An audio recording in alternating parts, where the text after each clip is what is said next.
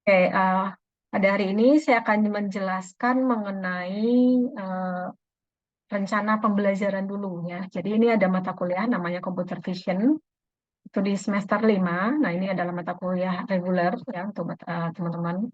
Kemudian ini berada di semester 5 atau sekarang 2023-2024 genap ya. Dengan bobot 3 SKS dan dosen pembimbing adalah saya sendiri. Kemudian mata kuliah ini sifatnya sebetulnya teori. Nah, namun ada sedikit prakteknya. Dan semester ini akan kita ampu dalam 3 jam pelajaran atau 50 kali 3 ya sekitar 150 menit. Nah, di mana kita akan bertemu dalam 16 kali pertemuan. Nah, 2 di antaranya itu adalah dipergunakan untuk ujian UTS dan UAS ya. Kemudian dalam 150 menit itu, nah biasanya itu akan dijadikan 2 jam pelajaran kalau saya metode saya ya 100 menitnya itu adalah untuk pertemuan uh, Zoom ataupun pertemuan tatap muka. Kemudian 1 jamnya itu adalah digunakan untuk mengerjakan tugas mandiri. Jadi kalau ditanya Bu, kenapa cuma 2 SKS gitu ya pertemuannya? Itu hanya pertemuan aja, sementara 1 SKS-nya adalah berupa tugas ataupun latihannya ya. Nah, jadwal kuliah mengikuti ya untuk hari ini. Hari Senin setiap jam 8, kemudian strategi kuliahnya lalui. Dan mungkin sewaktu-waktu kalau seandainya terdesak kita harus melaksanakan yang namanya daring gitu ya. Untuk ruangan kelas nanti di depan lab STI, ruang kelas gedung L, bisa juga dengan menggunakan perangkat LMS dan Zoom Prodi.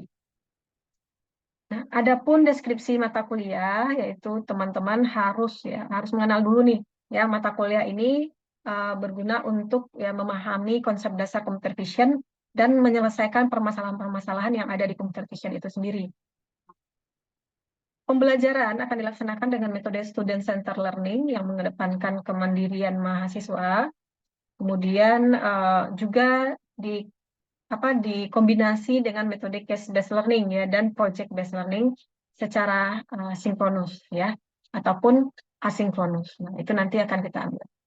Nah, untuk pokok bahasan teman-teman bisa lihat di sini ya. Pertama itu adalah konsep dasar vision, kemudian ada investigation, kemudian image filtering, segmentation, edge detection, texture analysis, structure from motion, dance motion, recognition, dan studi kasus. Jadi nanti akan ada studi kasusnya. Itu adalah bagian sub pokok bahasan. Nah, apakah ada pertanyaan dari kelas ini? Kalau tidak ada, nanti akan saya sampaikan juga ya untuk kegiatan pembelajaran. Mungkin nanti kita bisa pakai presentasi, pakai studi kasus ya. Kalau studi kasus nanti ya mengenai kasus-kasus yang ada di computer vision ya. Nah, kemudian model pembelajarannya juga di sini sudah tertera. Kemudian tugas ya, ini ada tagihannya, ada UTS UAS, kemudian tugasnya ada yang berupa portofolio dan juga berupa CBL-nya ya. Nah, untuk referensi nanti saya tambahkan kembali. Di sini belum ada nih. Ini yang dari bagian eksplorasi dan rincian rencana kerja. Ini pertemuan 1 pendahuluan mata kuliah ya yang hari ini sudah saya rangkum. Kemudian konsep dasar, jadi kita sudah 2 kali pertemuan ya. Nah, konsep dasar berpikir, kemudian minggu depan kita akan bicara mengenai transformation. Sorry, ini ada yang kelongkap ya. Tarik, saya naik atas dulu. Nah, ini maaf nih. Ini nanti kalau kasih tambahan, yang saya sampaikan. Nah, ini tadi kita lanjut. Ini ada information image processing ya. Ini ada image filter dan processing itu di pertemuan 4. Kemudian ada deteksi feature and matching, menjelaskan konsep dasar dari deteksi tepi, titik, dan garis ya. Ini juga sudah pernah kita pelajari di image processing. Kemudian ada segmentasi gambar, kemudian deteksi gambar. Kemudian setelah itu ada tekstur analisis.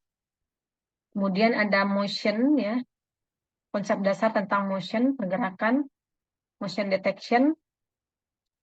Kemudian memahami konsep pengolahan, mohon maaf ini ada memahami konsep recognition ya. Nah, konsep recognition pada gambar. Kemudian 12 ada filtering ya, indikasi. Kemudian ada 13 sampai 15 kita akan mengerjakan studi kasus. Studi kasus ini saya akan bagi teman-teman kepada kelompok-kelompok ya. Nah, supaya hematnya ya kelompok itu bertiga ya karena ada 18 orang. Berarti ada sekitar 18 ya. 18 5 ada 6 kelompok ya. Nah, nanti 6 kelompok kita bergantian untuk presentasi per minggunya. Jadi tidak saya terus. Saya nanti akan merangkum materi saja ya per pertemuannya. Sementara di bagian case-case-nya itu nanti teman-teman yang menjelaskan. Oke, kita sepakati seperti itu. Nah, ada pertanyaan untuk RPS dulu dan pengenalan mata kuliahnya. Silakan kalau ada pertanyaan ya. Bu, udah cukup terjawab.